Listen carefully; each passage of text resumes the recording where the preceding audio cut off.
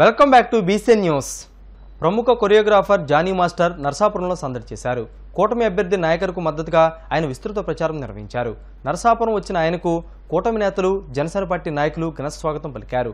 TDP ముస్లిం యువనేత మౌలలి సారథ్యంలో పాత బజార్లో ముస్లిం సోదరులు జానీని ఘనంగా సత్కరించారు. ఈ సందర్భంగా జానీ మాస్టర్ మాట్లాడుతూ పవన్ కళ్యాణ్ అంటే తనకు విపరీతమైన అభిమానమని, ఆయనకు మద్దతుగా ప్రచారం చేయడానికే వచ్చినట్టు తెలిపారు. నర్సాపురంలో కూటమి అభ్యర్థి నాయకర్ను గెలిపించాలని కోరారు.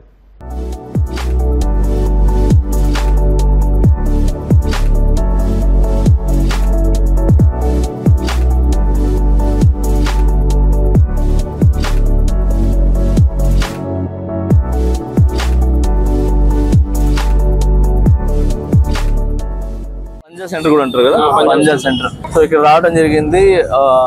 ఏదైతే అపోహ ఉందో, ఏది ముస్లిమ్స్ ఓటు వేయరు, సో ముస్లిమ్స్ ని జనసేన గానీ కూటమిని గానీ గెలిపించడం అనే ఒక టీడీపీ బీజేపీకి కొంచెం మద్దతు ఇవ్వద్దు అనే ఒక ఏదైతే రూమర్స్ ఉన్నాయో అవన్నీ వేస్ట్ అండి. ఈ రోజు నేను తిరిగాను కాబట్టి, ప్రతి ముస్లిం ఏరియాలో తిరిగాను, ప్రతి ముస్లిం ఇంటికి నేను తిరిగాను కాబట్టి ఇక్కడ క్లియర్ కట్ గా తెలుస్తుంది.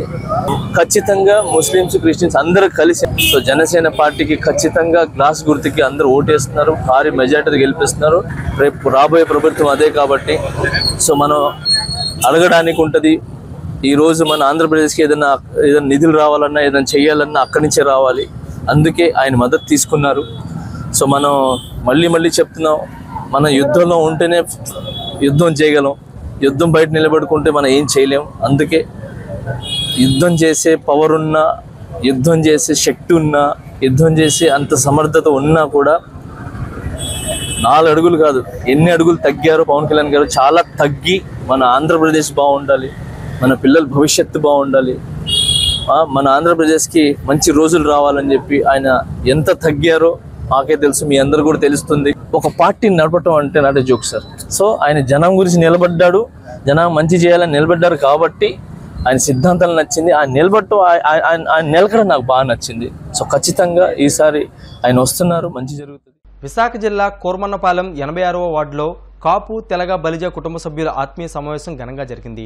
కోర్మన్నపాలెంలో ఏర్పాటు చేసిన సమావేశంలో కూటమి ఎంపీ అభ్యర్థి భరత్, గాజువాక అసెంబ్లీ ఉమ్మడి ఎమ్మెల్యే అభ్యర్థి పల్లా శ్రీనివాసరావు పాల్గొన్నారు. ఈ కార్యక్రమానికి జనసేన పార్టీ నాయకుడు గంధం వెంకట్రావు అధ్యక్షత వహించారు. ఎంపీ అభ్యర్థి భరత్ స్టీల్ ప్లాంట్ పరిరక్షణకు కృషి చేస్తామని చెప్పారు. ఈ కార్యక్రమానికి జనసేన పార్టీ కార్యదర్శి గడసాల అప్పారావు, బీజేపీ కన్వీనర్ కరణంరెడ్డి నరసింగరావు, కర్రి ఈశ్వరరావు, తెలుగుదేశం కార్పొరేటర్లు బొండా జగన్, గంధం శ్రీనివాసరావు, రౌతు శ్రీనివాసరావు తదితరులు పాల్గొన్నారు. అనేక విషయాలు ఇక్కడ గాజువాకలో లొకేషన్ వచ్చినప్పుడు హైవే మీద బ్రిడ్జి కట్టాలి, ట్రాఫిక్ బాగా పెరిగిపోయింది అని నేను ఆ రోజు మాట్లాడితే స్పందన చాలా వచ్చింది. స్పందన చాలా వస్తే ఆ వీడియో నేను నా ఇన్స్టాగ్రామ్లో పెట్టుకుంటే దాన్ని 10 లక్షల మంది చూశారు. 10 లక్షల మంది చూసి అందరూ లైక్ కొట్టేసారు. అంటే నిజమైన సమస్య. అక్కడ కూడా ఒక బ్రిడ్జి కావాలి, ట్రాఫిక్ తగ్గించాలనేది. అంతేకాకుండా అనేక సమస్యలు, ఇక్కడ పొల్యూషన్ ఇష్యూ అవనివ్వండి, లేకపోతే ఇక్కడ ఉద్యోగాలు పిల్లలు కానివ్వండి, రకరకాల ఇష్యూస్ ఉన్నాయి. అన్నిటి గురించి డీప్గా మాట్లాడగలుగుతుంది. బ్రాడ్గా చెప్పేది ఏంటి అంటే, విశాఖపట్నం, హైదరాబాద్, బాంబే, బెంగళూరు కన్నా ఇంకా మంచి సిటీగా చేయాలనేది నా లక్ష్యం. నేను దానికోసం పనిచేస్తాను. కానీ దాన్ని పనిచేయాలని మీ అందరూ మద్దతు కావాలి. ఎందుకంటే మేము హైదరాబాద్లో తెలుగుదేశం పార్టీ 2004 ముందు వేసిన పునాది 25 సంవత్సరాల తర్వాత మన ఫలాలు అందరూ అనుభవిస్తున్నారు. అప్పుడే 40,000 వస్తే ఇప్పుడు ఇది ఎక్కువ రావాలి కదా. స్టీల్ ప్లాంట్ కూడా మీ అందరినీ చీజ్ చేశారు. ఇక్కడ అభివృద్ధి కొత్తగా చేసి ఎవరికి ఉద్యోగాలు సృష్టించలేదు. ప్రత్యేకంగా గాజువాకలో మధ్యతరగతి వాళ్ళు ఎక్కువ మంది ఉంటే భారం అంతా మీ మీదే పడుతుంది అప్పు ఈ పని వల్ల. మరి ఇవాళ ఎక్కువ మెజారిటీ పల్లాగానికి ఇవ్వాలి కదండి, అవునా కదా? నా స్వార్థం ఉంది, ఎవరికి వస్తే నాకు వస్తుంది. చూస్తే లాంగ్ టర్మ్ మనకు అందలేదు. దానికి ఎన్నో సపోర్ట్ కావాలనుకుంటుంది. ఎందుకంటే నా వయసు నాకు తల్లికి వచ్చింది, కానీ నాకు వయసు ఏం లేదు, నాకు 34 ఏళ్ళు. నేను బాగా పనిచేస్తే భవిష్యత్తులో కూడా ఈ నగర అభివృద్ధి కోసం, ఈ ప్రాంతాల అభివృద్ధి కోసం కష్టపడి పనిచేయాలనేది నా తప్పదు. డిన్నర్ లేట్ అయిపోతుంది, అందరూ చూసుకొని రోజుగా వీడియో అని ఇంత పెద్ద ఏమీ లేదండి. పల్లాశ్రీనివాస్ గారికి, నాకు సైకిల్ గుర్తు ఓటేసి ఇక్కడ ఉన్న ఎక్కువ మంది చేస్తున్నారు కాబట్టి జనసేన పార్టీ సపోర్ట్ అనుకుంటున్నాను. బట్ టీటీడీకి చెందిన వాళ్ళందరూ ఏసీ ఎదుర్కోవాల్సిన అందరినీ కోరుతూ మీ సభ తీసుకుంటాం. వాళ్ళు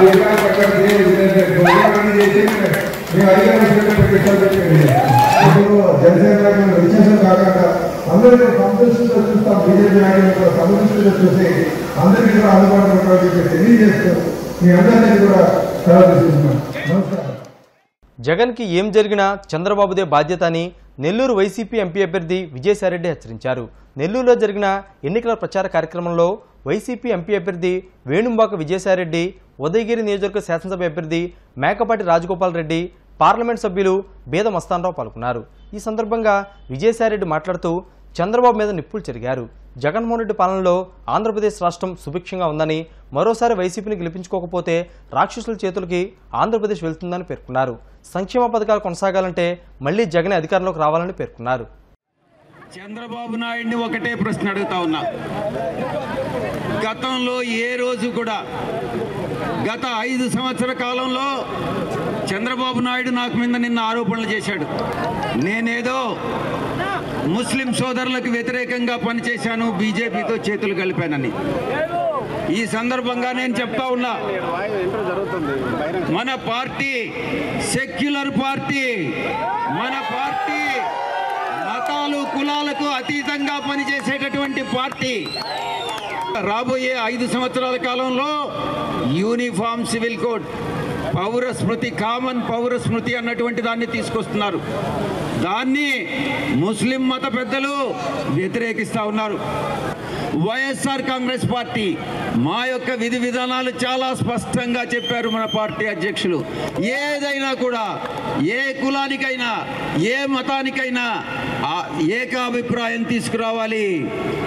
యూనిఫామ్ సివిల్ కోడ్ అయినా కూడా మత పెద్దలను సంప్రదించి మత పెద్దలు ఒప్పుకుంటే మేము సపోర్ట్ చేస్తాం, లేకుంటే మేము వ్యతిరేకిస్తామన్నటువంటి విషయాన్ని మన ముఖ్యమంత్రి గారు చాలా స్పష్టంగా చెప్పారు. కాబట్టి ఎటువంటి పరిస్థితుల్లో మతతత్వ పార్టీలతోనూ కులతత్వ పార్టీ అయినటువంటి తెలుగుదేశం పార్టీతోనూ చంద్రబాబు నాయుడు గారు లాంటి పార్టీలతో జతగట్టేటటువంటి ప్రసక్తే లేదు. వైఎస్ఆర్ కాంగ్రెస్ పార్టీ ఒంటరిగా పోరాటం చేస్తూ ఉంటుంది. జగన్మోహన్ రెడ్డి గారికి ఏ ఆపద జరిగినా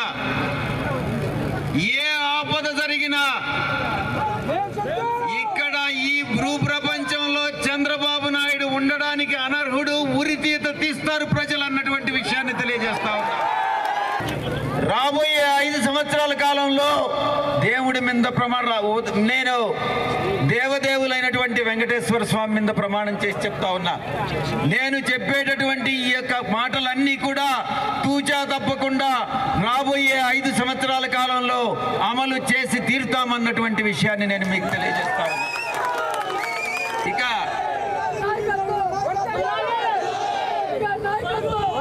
కొండకిందపల్లి మీదుగా వింజమూరు మెయిన్ రోడ్డుకి కొత్తపేట లింకు రోడ్డుని ఏర్పాటు చేస్తూ 8 కిలోమీటర్ల రహదారి ఏర్పాటు చేస్తామన్నటువంటి విషయాన్ని తెలియజేస్తా ఉన్నా. సింహాపురం మీదుగా వెంకన్నపాలెం తేడుపాడు రోడ్డు 6 కిలోమీటర్లు. వార్తలు ముగించే ముందు ముఖ్యాంశాలు మరోసారి. ప్రజలకు సంక్షేమ పథకాలు అందించిన ఘనత మాకే దక్కిందన్న సీఎం జగన్. అనుభవం ఉన్న చంద్రబాబు ఏం చేశారో చెప్పాలంటూ డిమాండ్.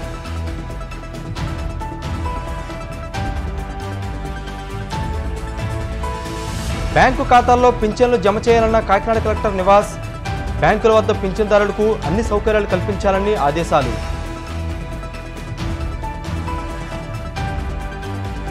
సీఎం జగన్ హామీ ఇస్తే అమలు చేస్తారన్న మాజీ మంత్రి రంగనాథరాజు. వైసీపీ మేనిఫెస్టో అమలు సాధ్యమవుతుందని స్పష్టం.